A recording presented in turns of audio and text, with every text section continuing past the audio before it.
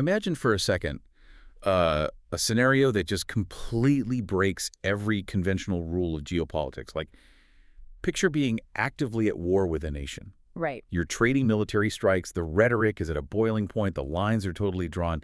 But at the exact same time, your own economy back home is hurting so badly, like the bleeding is so severe, that you have to turn around and start buying your enemy's most valuable export, just to keep your own country afloat. I mean, it sounds like a rejected premise for some, dystopian political thriller. Yeah, exactly. Because it just defies the most basic logic of conflict. You simply do not voluntarily fund the military apparatus of the people you are actively trying to dismantle. Right, and this is the crazy part that is exactly the reality we're exploring today. So welcome to the deep dive. Glad to be here. Our mission for this session is to untangle this really fast-moving, honestly dizzying geopolitical paradox, centered squarely around the United States, Iran, and the global oil market. It is a massive web.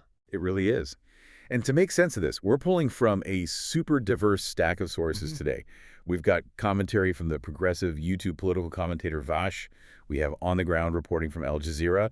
And we're looking at strategic military analysis from Kenneth Katzman at the Soufan Center. Now, a quick heads up for you before we dive into the weeds on this. These sources, they really do not hold back. No, they don't. They feature some highly politically charged viewpoints. I'm talking very harsh criticisms of the Trump administration, the U.S. military, Israel, all of it. Yeah, and we need to be crystal clear here. Our job today is not to agree or disagree with any of them. We are absolutely not picking a side. Exactly. We are just the mirror. Right. We're here to break down the arguments, the facts, the narratives they're presenting so you can just see the whole board and understand the mechanics of what is actually happening. So, where do we start? Okay, let's set the stage. On February 28th, the U.S. and Israel attacked Iran. The military escalation is super clear. But now, in this completely unprecedented move, the United States is doing the exact opposite of what you'd expect. Right. They are actually lifting sanctions on Iranian oil. Which is wild. It is. U.S. Treasury Secretary Scott Bessent just announced a 30-day lifting of sanctions on Iranian crude. And, the stated goal from the Treasury is just to boost flagging global supplies. Okay, let's unpack this, because the logistics here seem totally wild to me. The U.S. is freeing up, something like 140 million barrels of Iranian oil? Roughly, yeah. But the mechanics of this 30-day window are what's so fascinating. This isn't about Iran suddenly pumping millions of new barrels out of the ground and, piping them to refineries. Wait, really? Then where's it coming from? This is oil that is currently sitting out on the water. It's already loaded into stranded tankers. They call it the Dark Fleet. The Dark Fleet. That sounds ominous. Yeah, it's basically these ships that have just been floating in limbo because selling that oil was a sanctionable offense. But if you connect this to the bigger picture, you really have to look at the sheer desperation required to make this move. Right. Like Al Jazeera's John Hendren points out the bizarre juxtaposition here. The Treasury Department directive essentially says that any vessel, even ones that were previously blacklisted for, dealing in weapons of mass destruction or violating Russian sanctions. Oh, wow. Yeah, any vessel can now theoretically carry Iranian oil away and sell it on the open market. All the rules are just suspended for 1 month. Which means, practically speaking, the U.S. is essentially handing Iran the keys to a massive financial windfall. I mean, Vaush estimates this could be a $17 billion injection for the Iranian regime. $17 billion, yes. I keep trying to wrap my head around this. To me, it feels like fighting a house fire by handing the arsonist a hose connected to a gasoline tank. I mean, is this just pure economic desperation, or is there some hidden three-dimensional chess move I'm missing here? Honestly, it's pure economic triage. It is a raw demonstration of how deeply, deeply addicted the global economy is to fossil fuels. Right. When energy prices skyrocket, the political pressure on elected officials just becomes uncontainable. Yeah. So the U.S. is hoping to use these 140 million Iranian barrels to artificially flood the market and temporarily suppress the surging price of gas. So they're just making the calculation that the immediate economic relief at home is worth it, even if it means funding the very war machine they're fighting. Yeah, exactly. And Vaush is incredibly pointed in his commentary on this. He argues that just to get a minimal, maybe temporary drop in domestic gas prices, the U.S. is handing the Iranian regime an unprecedented victory. He calls it a strategic failure. Yeah. He flat out calls it an unbelievable strategic failure. And John Hendren over at Al Jazeera echoes that exact sentiment. He notes the ultimate contradiction here. You spend years meticulously building a sanctions regime to cripple Iran's economy, only to dissolve those sanctions precisely at the moment you are in an active shooting war with them. It's just mind-boggling. But this raises a really important question. Why the sudden panic? Like, why is the U.S. so desperate for those specific 140 million barrels currently floating in the ocean? Because the tap to the rest of the world's oil has basically been turned off. Right, and that brings us to the geographic reality forcing this entire situation. The vast majority of Middle Eastern oil is trapped behind a 2-mile-wide stretch of water. The Strait of Hormuz. Let's talk about the Strait of Hormuz, because this single geographic feature is basically dictating the entire global economy right now. It really is. The geography of the strait creates the ultimate asymmetrical advantage. I mean, at its narrowest point, near Qashm Island, the navigable shipping lanes are incredibly tight. How tight are we talking? We are talking about 1.5 to 2 miles wide. Vaush actually refers to it as a perfect kill box. A kill box. Yeah. And the sources mention that Iran has ambiguously mined the area. Wait, hold on. I need to make sure I understand this. What does ambiguously mined actually mean? Did they blanket the ocean floor with smart explosives, or did they just drop 3 mines off a speedboat and put out a press release? Well, that's the brilliance of ambiguous mining. The distinction doesn't actually matter. It doesn't. No, it is pure psychological and economic warfare.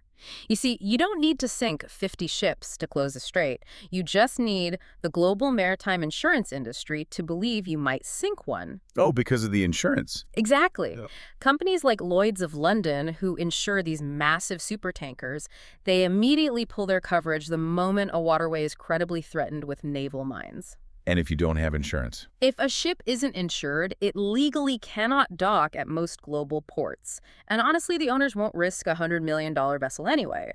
So, by ambiguously mining the strait and floating their massive drone arsenal overhead, Iran forces the insurance actuaries in London to effectively close the strait for them. Wow. So they don't even have to fire a single shot to freeze global trade. Not a single shot. That is terrifying. And the economic fallout of that freeze is already hitting hard. According to the sources, gas prices in the U.S. have spiked 23% in less than a month. 32%, yeah. And I want to tie this directly to you, the listener. Like, if you've noticed it costs significantly more to fill up your car recently, this 2-mile stretch of water is exactly why. And remember, that 33% spike is happening in the U.S., which is a country that has its own massive domestic oil reserves.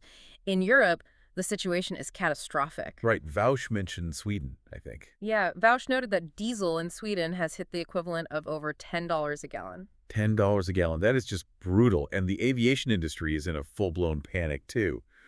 The United Airlines CEO went on record expecting oil to hit $175 a barrel. And he projects it's going to stay above $100 until 2027.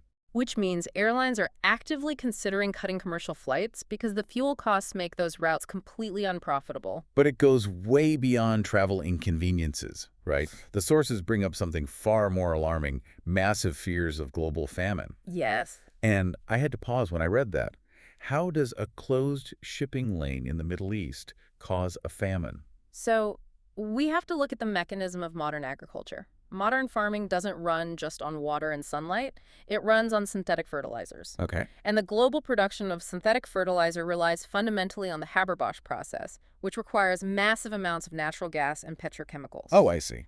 Yeah, so no oil means no fertilizer. No fertilizer means catastrophic crop failures. When a choke point like Hormuz closes, physical commodities literally stop existing. The grocery store shelves empty out. So if the stakes are global famine and economic collapse, it forces a massive question. Keep thinking about the sheer unmatched power of the U.S. military. Right. Why wouldn't the United States just forcefully clear the most significant economic choke point in the world? Like, send in the Navy, sweep the mines, shoot down the drones, and escort the tankers out. It sounds simple, but Vaush makes a very sobering point about the physical limitations of military power here. He notes that blowing up even one massive oil tanker in a passage that narrow creates an impassable artificial reef. Oh, man. Yeah. If a 300-meter ship goes down in a 2-mile lane, you have an immense physical obstacle accompanied by an environmental catastrophe sitting right in the middle of the only exit door. So the contingency plan was basically just, well, don't let it get to this point. Like, don't push them hard enough to close it. Pretty much. Taking back the strait forcefully isn't really a naval operation. It would likely require seizing the land around it. So boots on the ground. Exactly. You are looking at something on the scale of a Desert Storm-style ground invasion into Iran. And that is a multi-year commitment into highly mountainous, very defensible terrain. Man, here's where it gets really interesting, though. Because a sweeping military clearing of the strait is completely off the table right now, Iran isn't just shutting the door and hiding in a bunker. No, they are playing a very smart game. Yeah, they are using their control of the waterway to actively fracture U.S. alliances. They aren't blocking everyone. Right. They are executing what you'd call a selective blockade. Iranian Foreign Minister Abbas Araqi stated explicitly that the strait is not closed.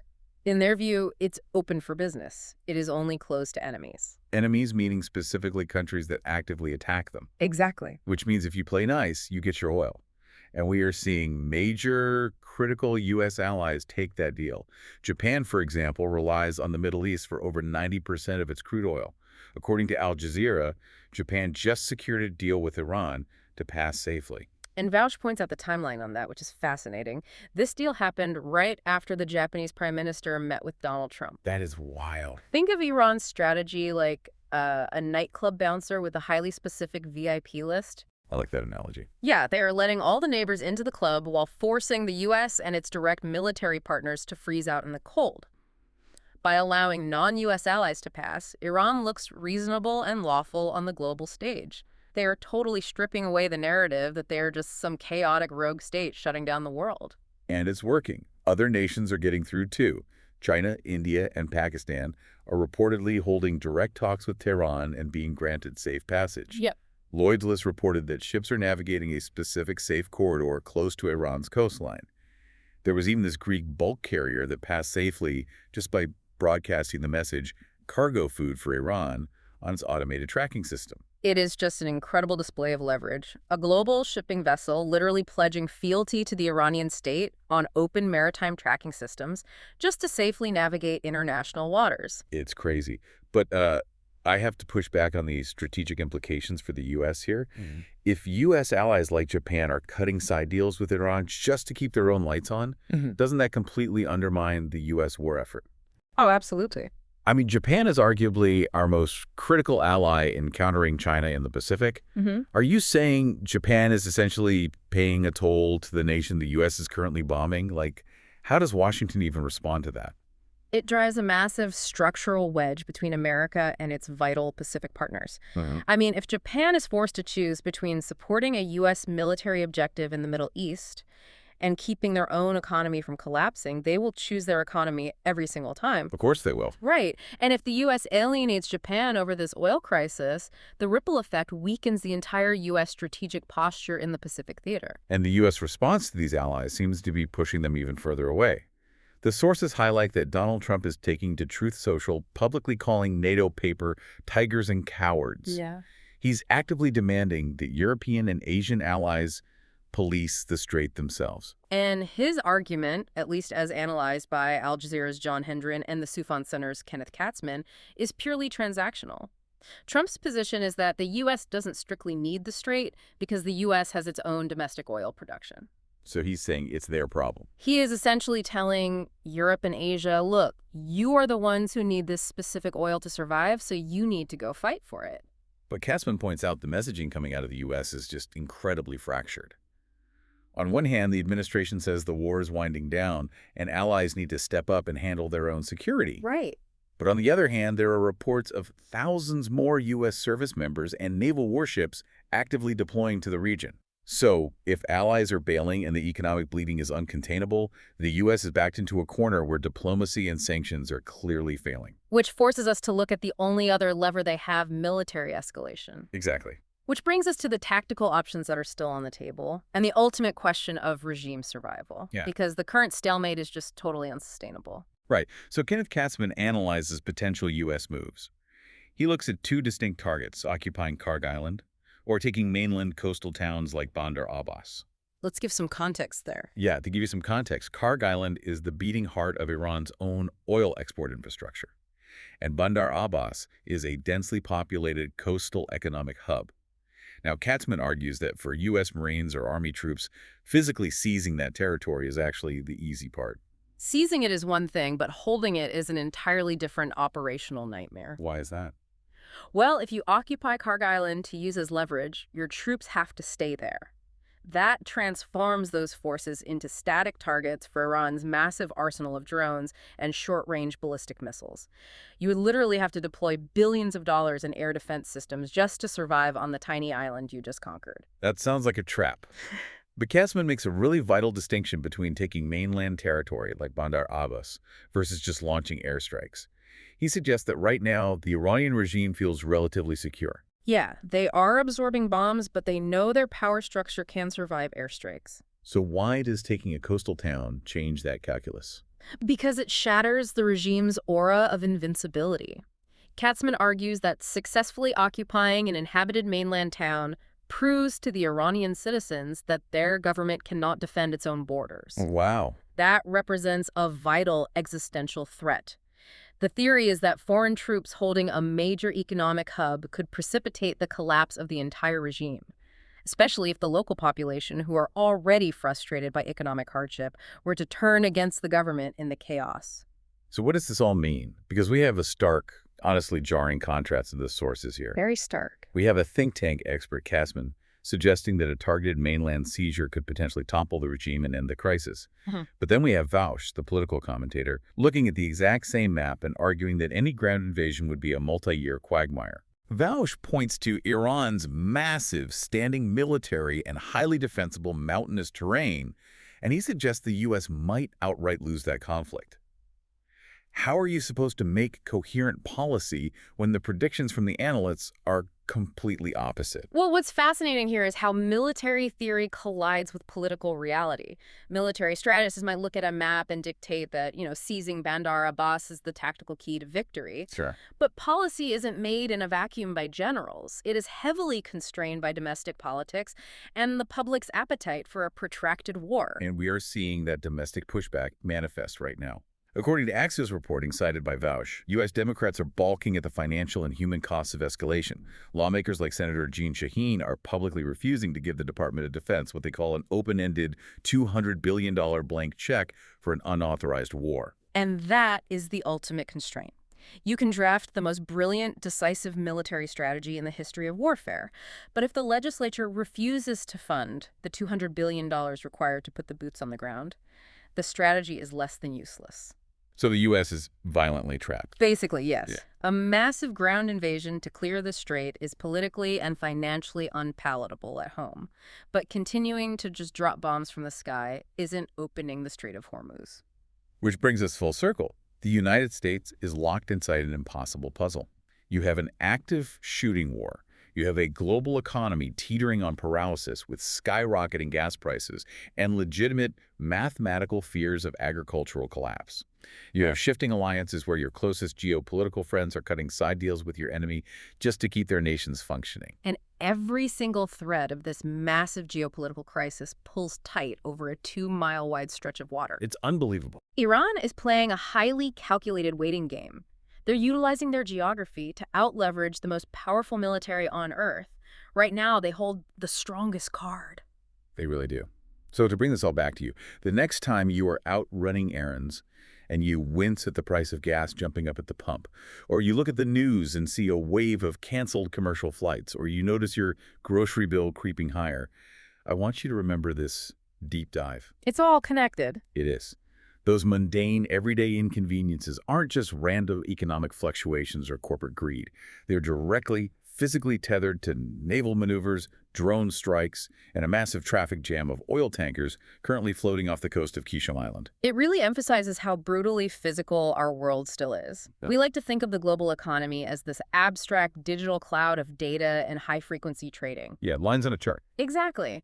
But at the end of the day, modern civilization relies entirely on massive metal ships fitting through very small, very dangerous passages of water. It does.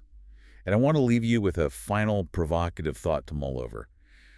The United States only lifted those sanctions on the Iranian dark fleet for 30 days. Right, 30 days. It's a desperate temporary Band-Aid to grab those 140 million floating barrels and artificially lower prices. But what happens on day 31? What happens when that floating storage runs dry? That is the multi-trillion-dollar question no one seems to have an answer to. If the Strait of Hormuz remains closed to the west and those 140 million barrels run out, does the global economy simply hit a brick wall? Or will this crisis force a permanent redrawing of the world order, a reality where the United States is no longer the ultimate guarantor of global trade and regional powers dictate the terms of survival? It is a terrifying, fascinating cliffhanger. It absolutely is. The mechanics of power are shifting in real time. Keep questioning the narratives, keep learning about the mechanisms behind the headlines, and we'll catch you on the next deep dive.